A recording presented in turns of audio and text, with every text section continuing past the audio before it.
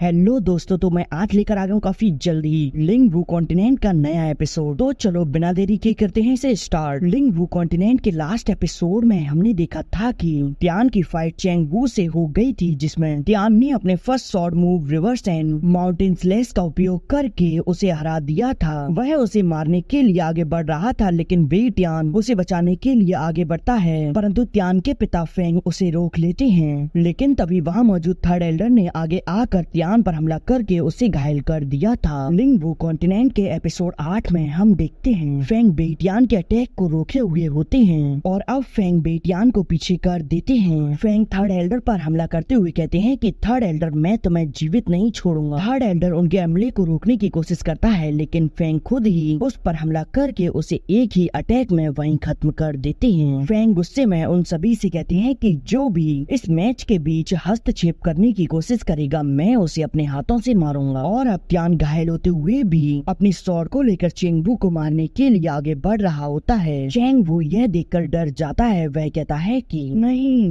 मैं मरना नहीं चाहता, पिताजी मुझे बचाओ। टियान उससे कहता है कि मैंने तुमसे पहले ही कह दिया कि आज चाहें यहाँ कोई भी आ जाए, लेकिन वह भी तुम्हें नहीं बचा पाएगा। यह कहकर वह उस पर हमला करके उसका खेल वहीं खत्म कर देता है। चेन यू यह देखकर कहती है कि नहीं, ऐसा नहीं हो सकता। वह टियान से कहती है कि टियान, आज मैं तुम्हें मार डालूंगी, और फिर वह यह कहकर उसकी ओर बढ़ने लगती है, परंतु तभी लुओक्सी अपनी पावर का ब्लास्ट करके उसे वहीं रोक देती है। यह देखकर चेन यू लुओक्सी पर अपने ड्रैगन से हमला कर देती है, लेकिन लुओक्सी तो ड्रैगन को डिस्ट्रॉय करके उसे पीछे कर देती है। तभी वे टियान कहता है कि टियान, आज तुम जीवित नहीं बचोगे। यह कहकर वह ग्रेट एल्डर के साथ टियान को मारने के लिए आगे बढ़ जाता है। और अंकल यह देखकर टियान को बचाने के लिए आगे बढ़ते हैं, लेकिन तभी सिक्स्थ एल्डर आकर उन्हें वहीं पीछे कर देता है। यह देखकर फोर्थ अंकल कहते हैं कि क्या तुम भी क्लैन लीडर से विद्रोह कर रहे हो। यह सुनकर सिक्स्थ एल्डर कहता है कि यह करने में वैसे भी क्या दिक्कत है। इधर वह लोग टियान को मारने के लिए आगे बढ़ते हैं, परंतु तभी फेंग बीच में आकर उन्हें पीछे कर देते हैं। बेटियान ग्रेट एल्डर से कहता है कि यह अपनी मार्शल स्पिरिट का उपयोग नहीं कर सकता, हमें कैसे भी करके इस पर एक साथ हमला करके इसे यहीं खत्म करना होगा। यह सुनकर फेंग कहते हैं कि अच्छा, तो ऐसी बात है, तो फिर आओ चलो देखते हैं कि तुम लोग मुझे किस प्रकार खत्म कर सकते हो। यह कहकर वह अपने अटैक को रेडी कर लेते हैं। बेटियान कहता है कि जब तुम 15 साल के बाद वापस आए थे, तब पिताजी ने तुम्हें क्लैन लीडर बनाने के बारे में सोचा था, और तो और तुम्हारी मार्शल स्पिरिट सील होने के बावजूद भी उन्होंने तुम्हें क्लैन लीडर बना दिया, और अब तुम कुछ समय बाद अपने बेटे को क्लैन लीडर की पोजीशन सौंप दोगे, और इसीलिए मैं ऐसा होते नहीं देख सकता। मैं तुम्हें आज यहीं खत्म करके सब कुछ अपने हाथ में ले लूंगा। हान फेंग तुरंत अपनी पावर से उस पर हमला कर देते हैं, जिसे ग्रेट एल्डर सील बनाकर रोक लेते हैं। और अब बेटियान आगे बढ़कर हान फेंग पर हमला कर देता है, जहां हान फेंग उनके हमलों को कंटिन्यूअस डॉज करके उसे पीछे कर देते हैं। लेकिन तभी पीछे से ग्रेट एल्डर उन पर हमला कर देता है, जिसे हांग फेंग अपने एक ही हाथ से रोक लेते हैं। तभी बेटियान दूसरी ओर से भी हमला कर देता है, लेकिन हान फेंग तो उसके हमले को भी रोक लेते हैं। ग्रेट एल्डर फेंग से कहते हैं कि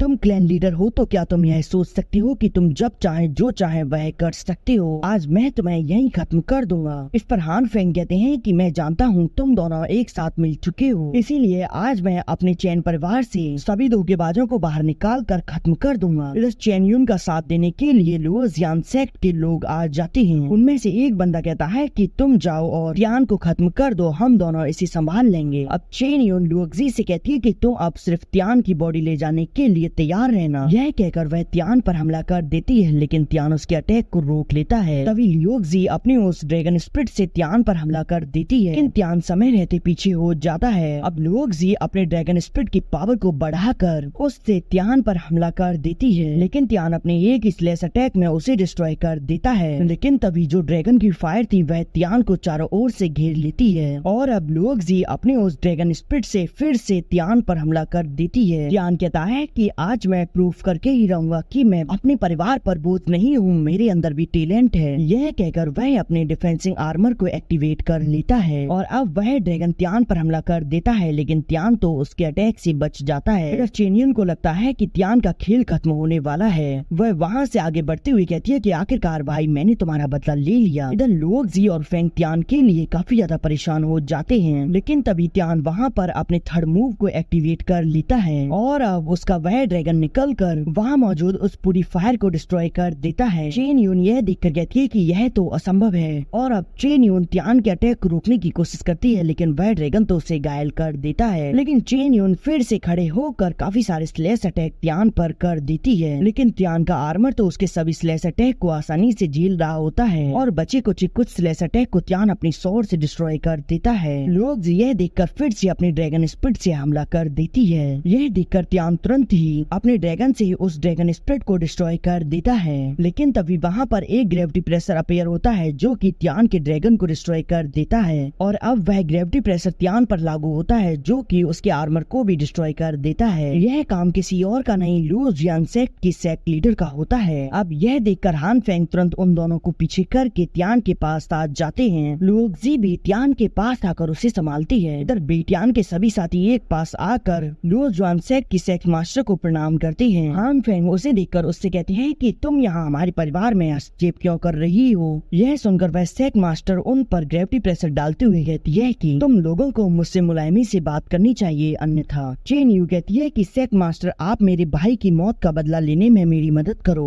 तभी बेटियान कहता है कि सेक्ट मास्टर मुझे उम्मीद है कि आप मेरे बेटे की मौत का न्याय हमें जरूर दिलाएंगे। यह सुनकर फेंग कहते हैं कि अच्छा तो तुम इसे न्याय कह रही हो। इस पर सेक्ट मास्टर कहती है कि मैंने कहा ना तुम अपने घुटनों पर बैठो। यह कहकर वह हान फेंग के घुटनों पर हमला करके उन्हें घुटनों पर ले आती हैं। वह सेक्ट लीडर कहती है कि मैं जानती हूँ मुझे क्या करना है और यह कहकर वह वहाँ अपने अटैक को तैयार कर लेती है। इधर बेटियान के लोग तो यह देखकर काफी ज्यादा खुश हो रहे होते हैं और इसी के साथ यह एपिसोड यहीं एंड हो जाता है।